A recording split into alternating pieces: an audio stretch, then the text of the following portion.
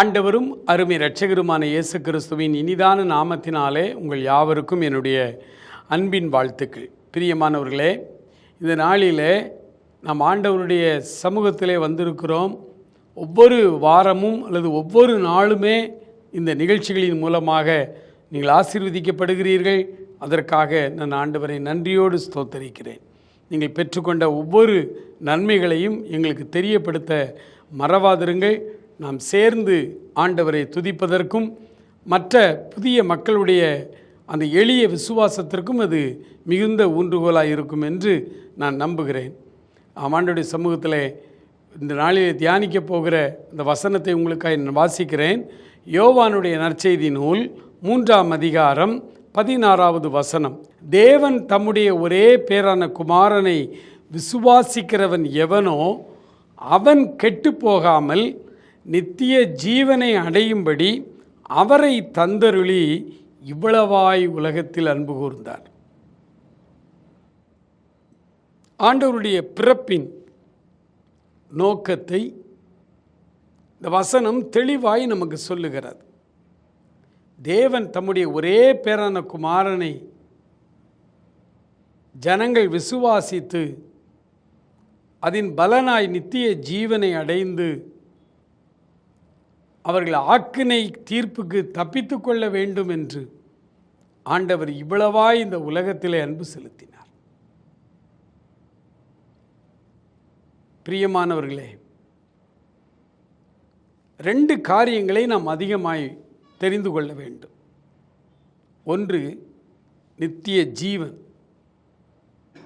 இன்னொன்று நித்திய தண்டனை. இந்த 2ஐயும் நாம் தெளிவாய் தெரிந்து கொள்ள வேண்டும். இந்த உலகத்தில் உள்ள மக்களுடைய வாழ்வை நாம் பார்க்கும் பொழுது நல்லவர்கள் போராடி கொண்டே இருக்கிறார்கள். உண்மையாய் நடக்க விரும்புகிறவர்களுக்கு இந்த உலகத்தில் நல்ல ஒரு ஆசீர்வாதம் இல்லை. லஞ்சம் வாங்காமல் நேர்மையாய் வாழ வேண்டும் என்று ஒரு மனிதன் இந்த உலகத்திலே அல்லது உலக பிரகாரமான இந்த அதிகாரியாய் ஒரு மனிதன் இருந்தால் அவனால் வாழ முடியவில்லை. எந்த தவறும் செய்யாமல் கடவுளுக்கு பிரியமாய் வாழ வேண்டும் என்று ஒரு மனிதன் இந்த உலகத்திலே வாழ்ந்தால் அவன் அடிக்கப்படுகிறான். சக அதிகாரிகளாலே அவன் அவமானப்படுத்தப்படுகிறான். நம்முடைய தமிழ்நாட்டில் ஒரு நல்ல உதாரணம் உண்டு. IAS அதிகாரியாக இருந்த சகாயம் சார் நேர்மையாய் வாழ்ந்தார்கள். அவரை வாழ விட்டார்களா? டிரான்ஸ்ஃபர் பண்ணி கொண்டே இருந்தார்கள். எல்லா அரசாங்கமும் தான். அவரை 6 மாதத்துக்கு ஒரு முறை ஒவ்வொரு துறையாய் டிரான்ஸ்ஃபர் பண்ணாங்க. கடவுள் கிருபையினாலே அவர் எந்த துறைக்கு சென்றாலும் அங்கே நேர்மையாய் இருந்தார். அதில் எந்த துறையிலுமே அதிகாரிகள் நேர்மையாய் அவரை வாழ விடவில்லை, விரட்டி கொண்டே இருந்தார்கள். அவர் மேலேயே எஃப்ஐஆர் போட்டார்கள். ஒரு கட்டத்தில் பார்த்தார், இந்த மக்களுக்கு எதையாவது நல்ல காரியங்களை நல்ல பண்புகளை வருங்கால சமுதாயத்திற்கு சொல்ல வேண்டும் என்று வாலண்டரி ரிட்டையர்மெண்ட் கொடுத்து விட்டு வந்து விட்டார். அப்போ நம்ம பார்க்குறோம், ஊழல் செய்கிறவர்கள், தவறு செய்கிறவர்கள், ஒவ்வொரு நாளும் பொய் பேசி கொண்டிருக்கிற அரசியல்வாதிகள், ஒரு 10 வருஷமாக ஆட்சியாளர்களும் அரசியல்வாதிகளும் ரொம்ப பொய் பேச ஆரம்பித்து விட்டார். முன்னாடியெல்லாம் ஒரு தேசத்தை ஆளுகிறவர்கள் ஒரு குறிப்பிட்ட நாளிலே தேச மக்களுக்கு உரையாற்றுகிறார்கள் என்றால் அதை இந்தியாவின் கடைக்கோடியில் உள்ள மனிதன் கூட மகிழ்ச்சியாய் கேட்ட பார்த்த சந்தர்ப்பங்கள் உண்டு. ஆனால் இன்றைக்கு தேச தலைவர்கள் நாட்டு மக்களிடத்தில் உரையாற்ற போல என்றால் பயப்படுகிறார்கள். என்ன சொல்ல போகிறாரோ? உலக வரலாற்றில் அப்படி ஒரு மனுஷன் இருந்தான், கொடுங்கோல் ஆட்சியாளன் ஹிட்லர். நாடு சீரழிந்து கொண்டே போகிறது. ஜெர்மனி தேசம், ஜனங்கள் பஞ்சத்தில் அடிபட்டு கொண்டே போகிறார்கள். ஜனங்கள் நடுத்தெருவுக்கு வந்து விட்டார்கள். அப்பொழுது ரேடியோவிலே உரையாற்றுகிறார் ஹிட்லர், நாம் வளர்ச்சியை நோக்கி போய் கொண்டிருக்கிறோம். நாம் செழிப்பை நோக்கி நடந்து கொண்டிருக்கிறோம் அப்படின்ட்டு. அந்த மாதிரியான பயங்கரமான பொய் பேசுகிற ஒரு அரசியல் சூழ்நிலையிலே நாம் வந்திருக்கிறோம். சமூக வலைதளங்கள், வாட்ஸ்அப், ஃபேஸ்புக்கில் வருகிற மருத்துவ குறிப்பாக இருக்கட்டும் அல்லது செய்திகளாக இருக்கட்டும் 90% பொய். நிறைய இன்றைய வாலிபர்கள் இந்த வாட்ஸ்அப்புக்கும் ஃபேஸ்புக்குக்கும் அடிமையாகி அது சொல்லப்பட்ட காரியத்தை உண்மை என்று நம்பி ஒரு சில அரசியல்வாதிகள் வாட்ஸ்அப்பிலே கட்சி வளர்த்துக்கிட்டு இருக்காங்க, கட்சியை நடத்திக்கிட்டு இருக்காங்க. தன்னை ஒரு பெரிய கட்சியாக காட்டிக்கிறாங்க. ஒன்றுமே இல்லை நிஜத்தில். அப்படி ஒரு மாய்மாலமான கடைசி காலத்தில் வாழ்ந்து கொண்டிருக்கிறோம். பொய்யர்கள் பெருகி விடுவார்கள் என்று 2000 வருஷத்துக்கு முன்னாடியே பவுல் அப்போஸ்தலன் நிருபத்தில் எழுதி வச்சார். கடைசி நாட்கள் கொடிய தரித்திரம் உண்டாகும். மனிதர்கள் பொய்யர்களாக, தாய் தகப்பனை கொலை செய்கிறவர்களாக, இச்சை நிறைந்தவர்களாக, அருவருப்பு பிடித்தவர்களாக,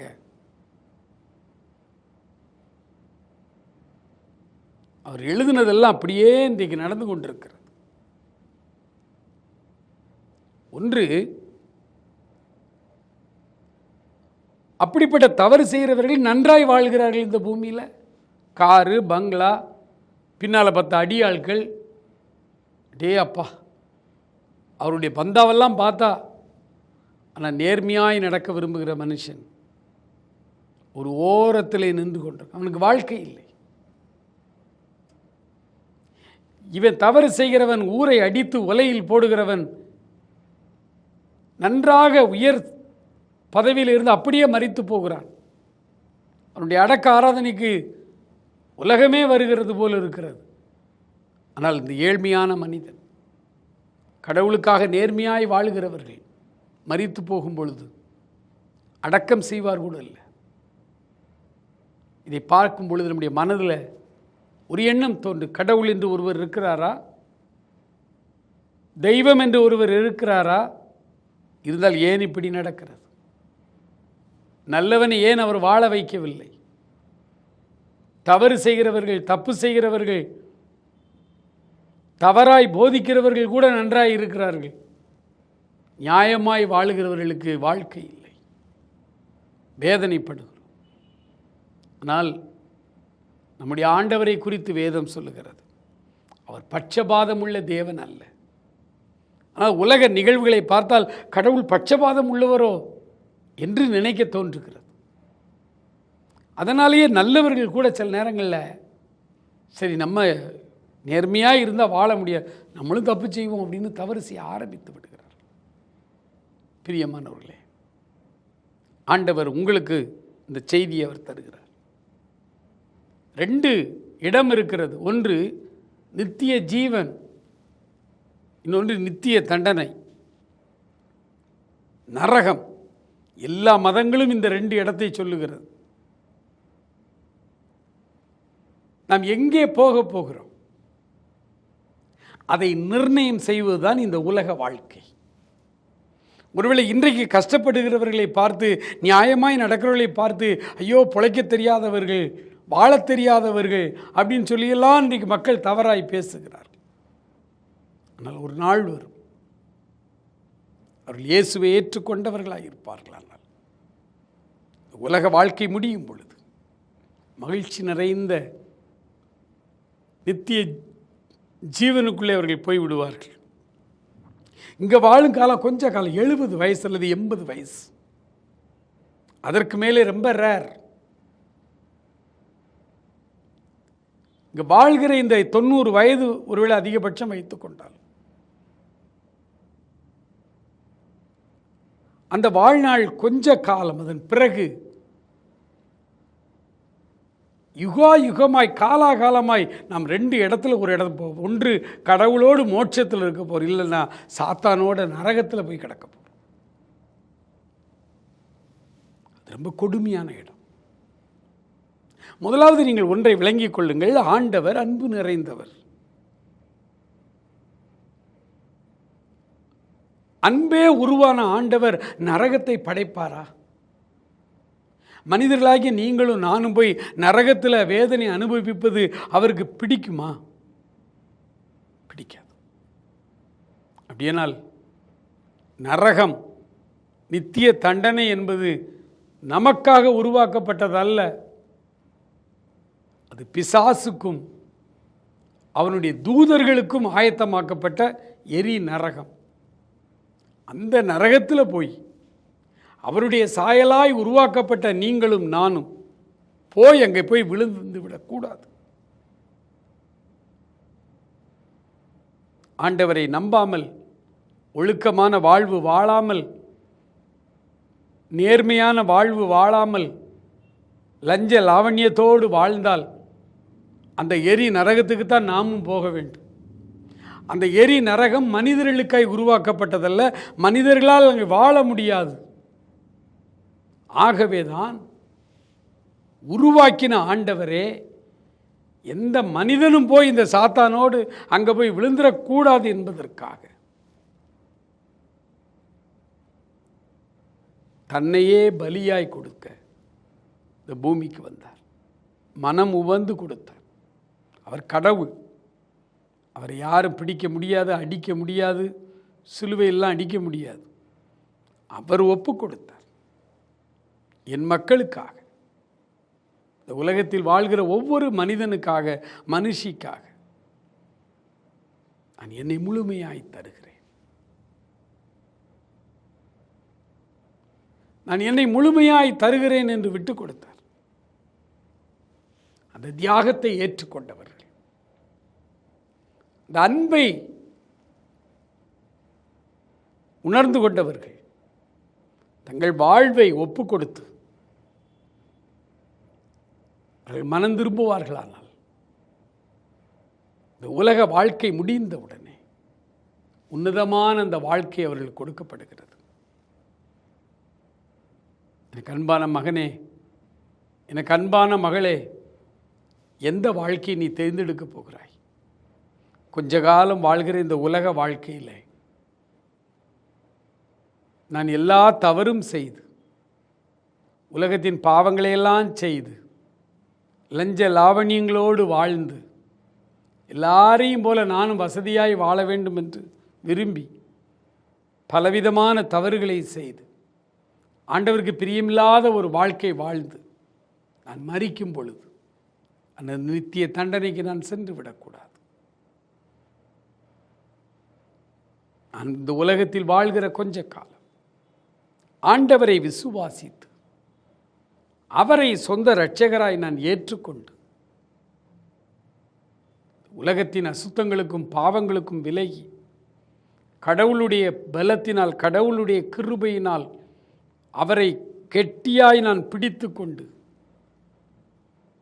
உலகத்தில் எவ்வளவு கஷ்டப்பட்டாலும் கொஞ்ச காலம், இது கொஞ்ச காலம் என்று சொல்லி ஆண்டவரை இறுக நான் பற்றி கொள்வேன். ஆனால்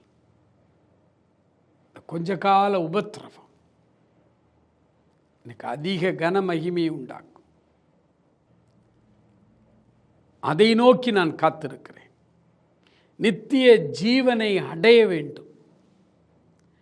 நித்திய ஜீவனை, நித்திய மகிழ்ச்சியை நாம் அடைய வேண்டும் என்று சொல்லிதான் கடவுளே மனிதனாய் வந்து தன் ஜீவனை கொடுத்தார். அப்படி பிள்ளையாக நாம் மாறி இருக்கிறோமா? எத்தனை நாள் வாழப்போகிறோம்? நேற்று தான் வாலிபர்களாய் நாம் சுற்றி திரிந்தது நினைவில் இருக்கிறது. இன்றைக்கு பாருங்கள், ஓய்வு பெற்று வீட்டில் ஈஸ்டரில் உட்கார்ந்து கொண்டு தொலைக்காட்சிகளை பார்த்து கொண்டிருக்கிறோம். ஓடிவிட்டது நாட்கள், ஓடிவிட்டது நாட்கள். பெற்ற பிள்ளைகள் கூட அவர்களுடைய எந்திரத்தனமான வேலையிலே ஓடிக்கொண்டிருக்கிறார்கள். நம்மை கவனிக்க அவர்களுக்கு நேரம் கூட கிடையாது. அதற்கு வருத்தப்படக்கூடாது. ஆண்டவரை நோக்கி வாருங்கள். இந்த நிலைமையிலும் உங்களை நேசிக்க ஒருவர் உண்டு. இந்த நிலைமையிலும் உங்களை பாசமாய் அழைக்கிற ஒரு கடவுள் உண்டு. அவர் இந்த தொலைக்காட்சி நிகழ்ச்சியை நீங்கள் பார்த்து கொண்டிருக்கும் பொழுதே உங்கள் பக்கத்தில் தான் அவர் நின்று கொண்டிருக்கிறார். உங்கள் பக்கத்தில் தான் அவர் நின்று கொண்டிருக்கிறார். அவருக்கு தேவை உங்கள் சின்ன இருதயம். அவருக்கு தேவை உங்கள் வாழ்வு. இவ்வளவு நாளும் வாழ்ந்து முடித்து விட்டீர்கள். உங்களுக்காக வாழ்ந்தீர்கள். உங்கள் அப்பா அம்மாவுக்காக கொஞ்ச நாள் சம்பாதித்தீர்கள். அப்புறம் உங்கள் மனைவி பிள்ளைகளுக்காக மீதி காலமெல்லாம் வாழ்ந்து பிள்ளைகளெல்லாம் இன்றைக்கு சம்பாதிக்க வந்து விட்டார்கள். நமக்கு வயதாகிவிட்டது. அடுத்து என்ன? எல்லாரும் ஒதுக்கினாலும், எல்லாரும் உங்களை விட்டு போனாலும், உங்களை விட்டு விலகாத ஒரு தெய்வம் இருக்கிறார். உங்களை விட்டு விலகாத ஒரு நேசர். அவர் உங்களுடைய இருதயத்தை பார்த்து கொண்டே இருக்கிறார். மனுஷன் முகத்தை பார்க்கிறான், கர்த்தரோ இருதயங்களை பார்க்கிறவர். அவர் உங்களுடைய இருதயத்தின் நினைவுகளை, இருதயத்தின் அந்த தீர்மானங்களை அவர் பார்க்கிறார். என் மகன் நித்திய ஜீவனை அடைந்து கொள்ள வேண்டும். ஒருவன் கூட அந்த நித்திய தண்டனைக்கு போய்விடக்கூடாது. அதை குறித்து அது கேடு.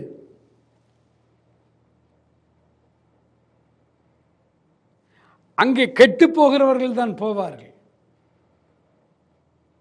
உலக மனிதர்களில் ஒருவர் கூட கெட்டு போய்விடக்கூடாது. ஒருவர் கூட. அவர்கள் எந்த மதமாக இருக்கலாம், எந்த ஜாதியாக இருக்கலாம், எந்த தெய்வத்தை வழிபடலாம், யாராய் வேண்டுமானால் இருக்கலாம். அத்தனை பேரையும் உருவாக்கினவர் ஆண்டவராய் இயேசு கிறிஸ்து. அவர் உங்களை நேசிக்கிறார். அவர் உங்களை அன்போடு அழைக்கிறார். அவர் உங்களை அதிகமாய் நேசிக்கிறபடியினாலே முந்தி உங்களை சிநேகித்து தன் உயிரையே அவர் கொடுத்திருக்கிறார். உங்களுக்காக உயிரையே கொடுத்தவர் வேறு யாராவது இருக்கிறார்களா? உங்களுக்காக யாராவது தியாகம் செய்ய முன் வருவார்களா? பொருள் கொடுக்கலாம், உங்களுக்கு பணம் கொடுக்கலாம், பொருள் கொடுக்கலாம், வேலை கொடுக்கலாம். ஆனால் தன் உயிரை உங்களுக்காக கொடுக்க முடியுமா? கட்டின மனைவி கூட கொடுக்க முடியாது, கட்டின கணவன் கூட கொடுக்க முடியாது, பெற்ற பிள்ளைகள் கொடுக்க முடியாது, பெற்ற பெற்றோர்கள் கொடுக்க முடியாது, யாருமே கொடுக்க முடியாது. இந்த உலகத்தில் பிறந்திருக்கிற ஒரு மனிதன் தன் உயிரை கொடுப்பது என்பது சாஸ்வதம் அல்ல. உடல் உறுப்பை கூட கொடுப்பார்கள். உங்களுக்காக எங்கள் கிட்னி 2 இருக்குது, ஒன்று வேணால் எடுத்துக்கிடுங்கன்னு சொல்லுவாங்க. ஆனால் ஒரு இருதயம் இருக்குது, அதை எடுத்துக்கிடுங்கன்னு யாராவது சொல்லுவாங்களா? இல்லை, சொல்ல மாட்டார்கள். ஆனால் தன் உயிரையே கொடுத்தவர் இயேசு. உலகத்தில் வந்த அவதாரங்கள் ஏராளமான அவதாரங்கள் உண்டு. வரலாற்றில் நம்ம பார்க்கலாம், உலக வரலாற்றில் பார்க்கலாம், உலக சமயங்களில் நம்ம பார்க்கலாம். தன் ஜீவனையே நமக்காக கொடுத்த ஒரே ஒரு அவதாரம் இயேசு கிறிஸ்து மட்டுமே. ஆகவேதான் நம் வேதம் சொல்லுகிறது,